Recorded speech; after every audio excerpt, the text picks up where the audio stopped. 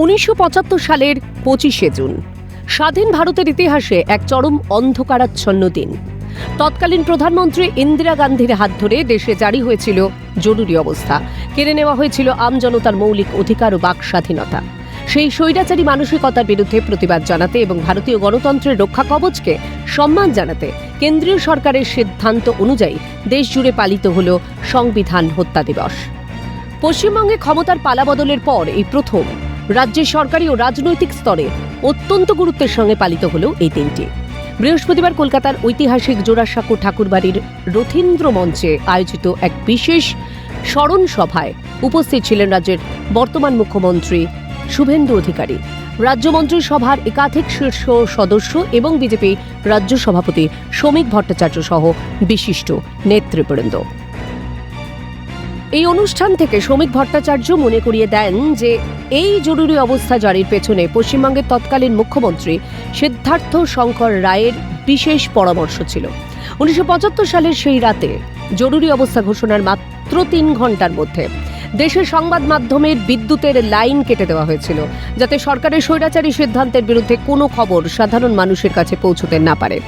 বিনা দোষে লক্ষ লক্ষ গণতন্ত্রকামী মানুষকে বন্দী করা হয়েছিল জেলের অন্ধকারে।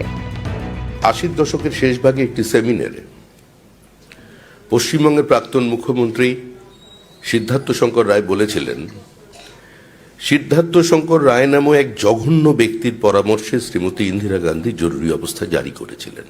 কিন্তু জরুরি অবস্থা ভারতবর্ষের সমস্ত রাজনৈতিক ব্যক্তিত্বকে, ভারতবর্ষের আপামর জনসাধারণকে, ভারতবর্ষের সমস্ত স্বৈরাচারীকে, ভারতবর্ষের সমস্ত রাজনৈতিক গবেষককে একটা শিক্ষা দিয়ে গেছে যে এই দেশের মাটি বহুত্ববাদের মাটি, এই দেশের মাটি কোনো স্বৈরাচার, কোনো একনায়কতন্ত্রকে মেনে নেবে না। ইন্দিরা গান্ধী জরুরি অবস্থা ঘোষণা করার 3 ঘন্টার মধ্যে সমস্ত সংবাদপত্রের সারা ভারতবর্ষ জুড়ে তাদের বিদ্যুতের লাইন বিচ্ছিন্ন করে দেন।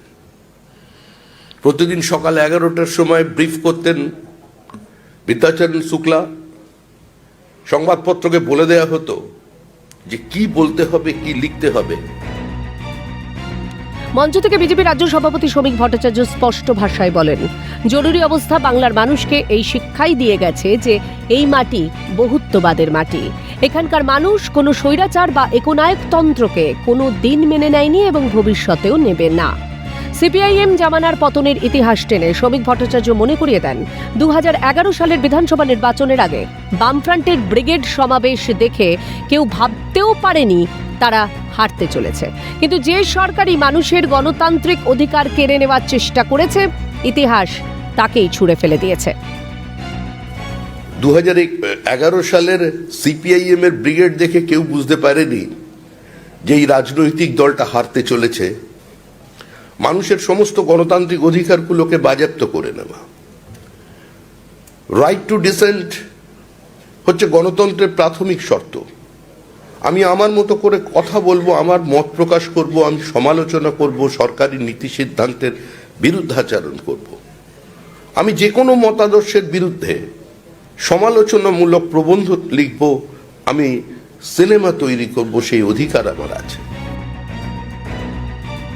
এদিনের সভা থেকে ডায়মন্ড হারবারের সাংসদ অভিষেক বন্দ্যোপাধ্যায়ের একটি পুরনো মন্তব্যকে কেন্দ্র করে তীব্র কটাক্ষ করেন শ্রমিক ভট্টাচার্য। অভিষেক বন্দ্যোপাধ্যায় রবীন্দ্রসঙ্গীতের সঙ্গে ডিজে বাজানোর তত্ত্বকে আক্রমণ করে তিনি বলেন, এমনিতেই বিগত সরকারের সময় থেকেই রবীন্দ্রসঙ্গীত একটা বড় চ্যালেঞ্জের মুখে দাঁড়িয়েছিল।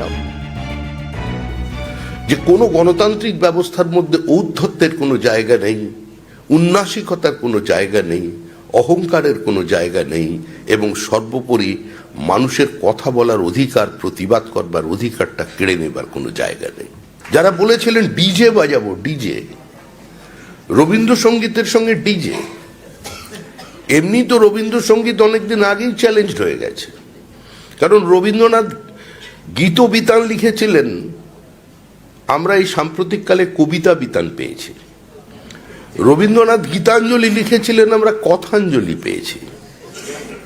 মানে রবীন্দ্রনাথ তো উপর থেকে এমনিতেই চমকে চমকে উঠছিলেন, তার সঙ্গে ডিজের সঙ্গে রবীন্দ্রসঙ্গীত। কিন্তু ডিজের সঙ্গে রবীন্দ্রসঙ্গীত কিরম লাগে হয়তো ওপর থেকে রবীন্দ্রনাথ অপেক্ষা করছিলেন শুনতে। কিন্তু যারা বলেছিলেন ডিজে বাজাবো, এখন সুখী গৃহকোণে সেখানেও আতঙ্ক নিয়ে তার একটা করুণ সুরের বাঁশি বাজাচ্ছেন। জোড়াসাঁকোর রথীন্দ্র মঞ্চে পালিত এই সংবিধান হত্যা দিবস কেবল একটি রাজনৈতিক কর্মসূচি ছিল না, বরং তা ছিল ক্ষমতার অহংকার ও স্বৈরাচারী মানসিকতার বিরুদ্ধে এক তীব্র হুঁশিয়ারি। ভিন্নমত পোষণের অধিকারই হল গণতন্ত্রের প্রাথমিক শর্ত। কোনো সুস্থ গণতন্ত্রের মধ্যে ঔদ্ধত্য, অহংকার, উন্নাসিকতা কিংবা মানুষের বাক স্বাধীনতা হরণ করার কোনো জায়গা থাকতে পারে না। আর এই সত্যকে যারা অস্বীকার করবে, ইতিহাস তাদের কোনো দিন ক্ষমা করবে না। ক্যালকাটা নিউজ।